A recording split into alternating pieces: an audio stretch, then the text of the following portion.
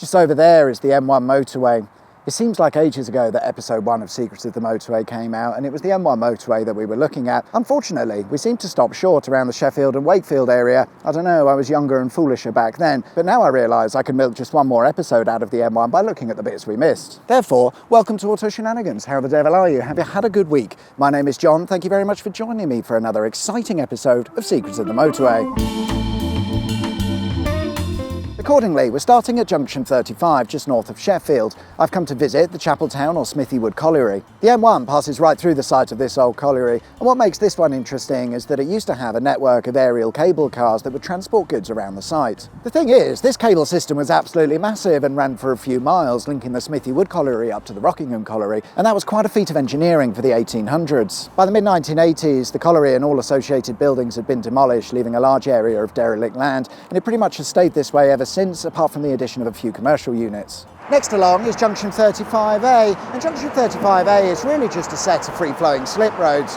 They're vastly over-engineered for the A616 that they connect up to, but the reason they're here is because there was supposed to be a motorway connecting up with the M1. You can learn all about this in our M67 video, but the short version is that the M67 was supposed to link the east side of Manchester to Sheffield at the M1. This was cancelled, surprise, surprise, so they made use of the slip roads by connecting them up with the A616. A short distance from junction 36 is the Rockley engine house and furnace. It's just on your left, hiding in Birdwell Wood, which the M1 cuts in half. The furnace is believed to have been built in around 1700, and it operated for about 40 years before falling into a state of disuse. It wouldn't be long before it was fired back up again though, because in 1790 the furnace was used to produce firearm castings. The engine house would come a bit later in 1813 and was built to pump water out of a nearby iron ore mine. The engine housed inside was a Newcomen atmospheric engine.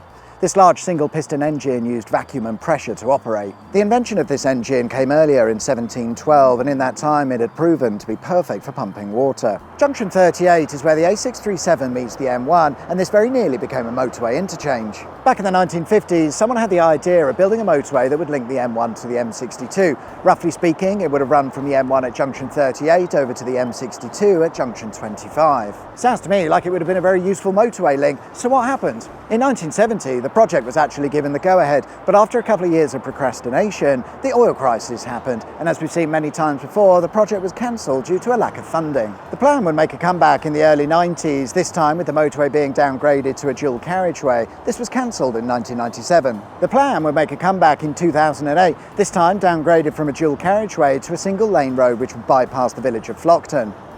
It doesn't seem that anything's happened with it, it's probably been cancelled. Also not far from junction 38 and visible for miles around is the Emley Moor transmitter tower. It's over 1,000 feet high, and despite losing 36 foot off the top due to a faulty antenna section, it's still the tallest freestanding structure in the country. It's taller than the Shard. To my northern or overseas friends, the Shard is a Ponzi building in London that serves absolutely no practical purpose to anyone except billionaires. You can pay £30 to go up in the lift to not quite the top for a view of London.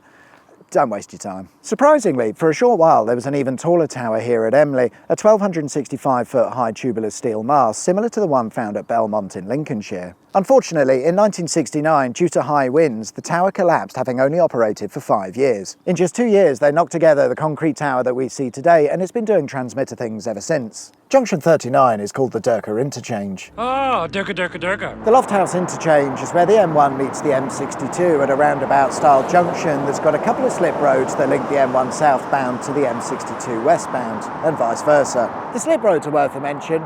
To build them, they quite literally cut and blasted out the ground, and they then created covered tunnel sections where necessary, all whilst keeping the surrounding roads open. On their completion, the free-flowing slip roads were lined either side with sandstone, which made for a very different motorway driving experience, where it almost felt like you were driving through a canyon. These days it's looking a little bit more green as nature has taken over, but it's still a very interesting part of the motorway network to drive through. The interchange for years has been a bit of an issue when it comes to traffic, and it looks like plans are underway to create a solution. With the public consultation now complete, the new Lofthouse interchange might look a little bit like this, where we can see free-flowing slip roads added in all directions and the removal of the roundabout, which is probably the most ball-ache part of the junction. It might look like that. It might also be cancelled at the last minute. Junction 43 is where we find the M621 motorway, but it seems in order to remain on the M1, you've got to leave the M1 and go around the slip road in order to continue your journey. The The reason for this is down to motorway extensions. Originally, the M1 terminated here, nice and easy. Then in the 70s, the M1 would see an extension which would see it run around the south of Leeds, where it would connect up with the M621.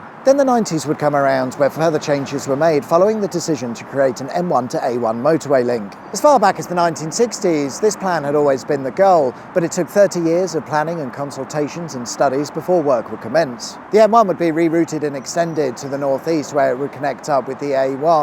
And the section of M1 that was left over, the one was built in the 70s that used to link up with the M621, that bit was renumbered as the M621. Because the M1 to A1 link was added much later than all the rest, it needed to be bolted onto the side of the existing carriageways, which is why, in order to stay on the M1, you've got to come off the M1 and rejoin the M1. So with that, we move on to the most modern section of the M1, which runs between junctions 44 and 47, and at junction 44 we find what's called the Rothwell Pit Wheel. It serves as a memorial or a monument to the Rothwell Colliery that operated nearby during the years of 1867 and 1983.